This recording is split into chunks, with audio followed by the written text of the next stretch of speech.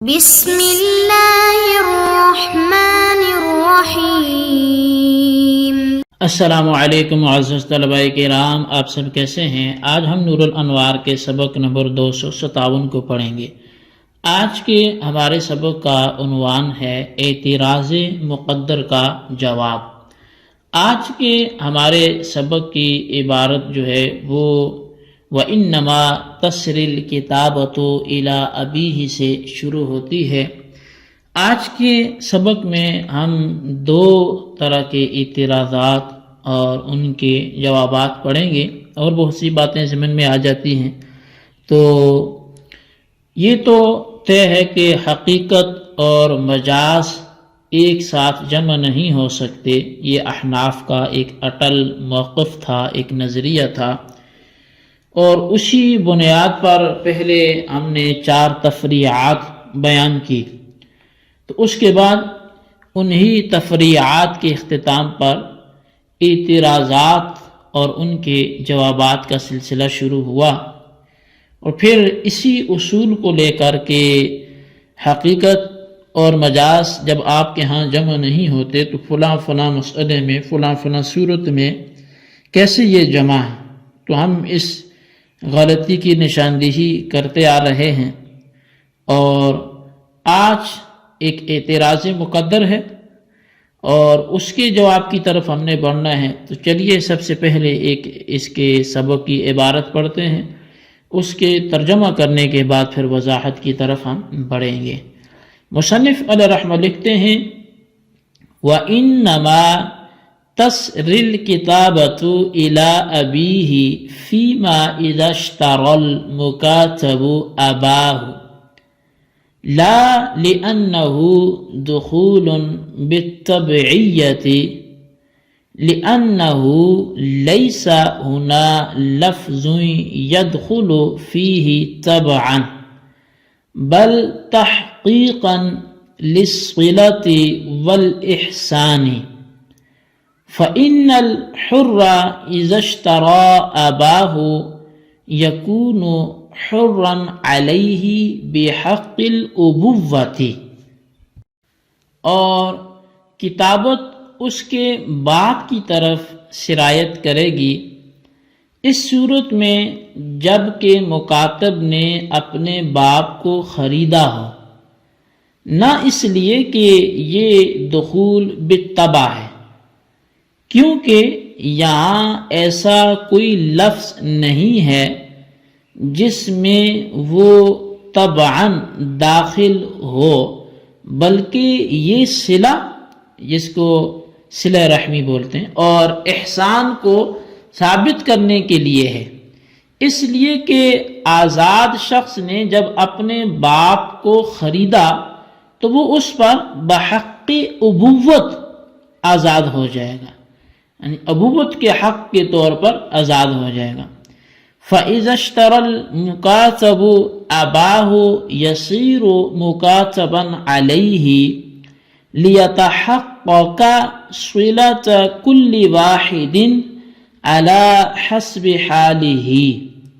وأما حرمة نكاح الجدات في قوله تعالى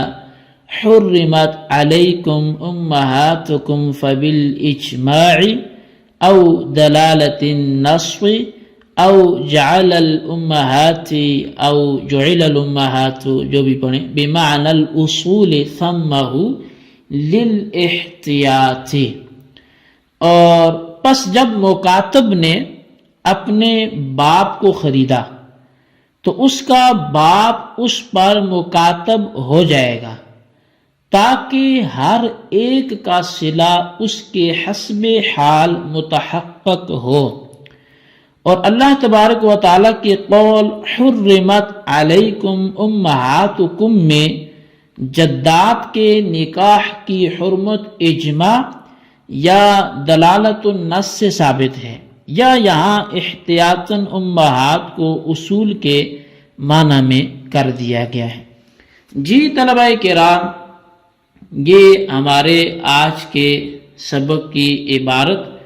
اور اس کا ترجمہ تھا جو آپ نے سماعت کیا۔ آج کے سبق کی وضاحت کیا ہے، تو آئیے ہم اس طرف بڑھتے ہیں اور سمجھنے کی کوشش کرتے ہیں کہ کتاب ہمیں کیا سمجھاتی ہے۔ تو در حقیقت وَإِنَّمَا تَسْرِ الْكِتَابَةُ سے ایک سوال مقدر کا جواب ہے، اور وہ سوال یہ ہے کہ جب مکاتب اپنے باپ کو خریدتا ہے تو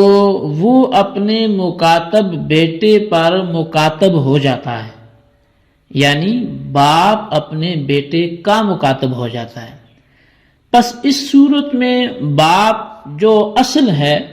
وہ اپنے مکاتب بیٹے کا تابع ہو جاتا ہے، اور اس میں بھی اصل کا تابع اور تابع کا اصل ہونا لازم آتا ہے۔ حالانکہ آپ نے فرمایا ہے کہ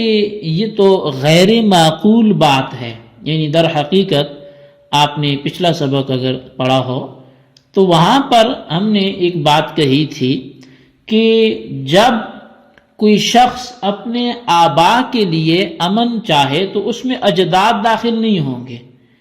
اس لیے کہ اجداد باپ کے تابع نہیں ہوتے، باپ اجداد کے تابع ہوتا ہے، کیونکہ اجداد یہ باپ کے حق میں اصول ہیں، فروع تو نہیں ہیں۔ تو اس کے حوالے سے یہ ایک اعتراض ہے کہ جب مکاتب جو باپ ہوتا ہے اس کو اپنے باپ کو خریدتا ہے تو اس کا باپ اس پر مکاتب بن جاتا ہے، تو اب وہ بھی تو اس کے تابع ہو گیا، حالانکہ وہ باپ تھا، وہ اصل تھا۔ تو جب وہاں وہ تابع ہو سکتا ہے تو پھر وہ معترضہ جو صورت ہے وہاں پر بھی تو تابع ہونا چاہیے، پھر غیر معقول بات کیسی ہوئی؟ تو اس کا جواب یہ ہے کہ انسان اس بات کا مکلف ہے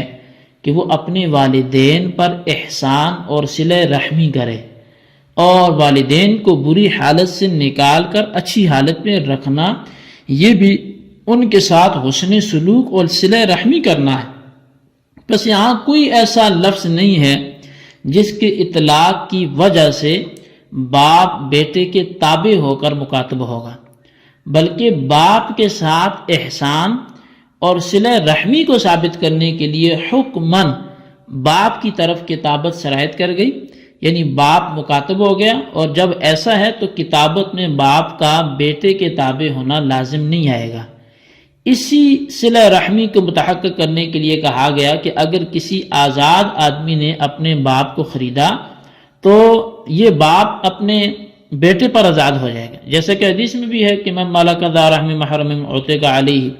کہ جو اپنے کسی محرم کا مالک بنا تو اس پر آزاد کر دیا جائے گا۔ بس اسی طرح جب مکاتب اپنے باپ کو خریدے گا تو وہ بھی اپنے بیٹے پر مکاتب ہو جائے گا، یعنی ہر ایک آدمی کی طرف سے اس کے حال کے مطابق صلہ اور احسان متحقق ہوگا۔ اور وَأَمَّا حُرْمَةُ نِكَاحِ الْجَدَّاتِ سے بھی ایک سوال مقدر کا جواب دیا جا رہا ہے، اور وہ سوال یہ ہے کہ جو آیت ہے حُرِّمَتْ عَلَيْكُمْ أُمَّهَاتُكُمْ، تم پر تمہاری مائیں حرام کر دیں گی، تو اس آیت میں بھی جدات امہات میں داخل ہیں، جبکہ آپ تو بولتے تھے کہ ایسا نہیں ہو سکتا۔ یعنی اس آیت سے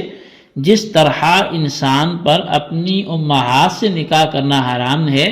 اسی طرح اسی آیت سے انسان پر اپنی جدات سے نکاح کرنا بھی حرام ہے۔ بس یہاں بھی اصول یعنی جدات، فروع یعنی امہات کے تابع ہو گئے، لفظ تو امہات کا ذکر ہوا ہے، حالانکہ آپ نے فرمایا ہے کہ اصول کا تابع ہونا یہ غیر معقول بات ہے، تو یہ کتنی عجیب سی بات ہے کہ کہیں تو آپ کا اصول لگتا ہے اور کہیں نہیں ہوتا۔ تو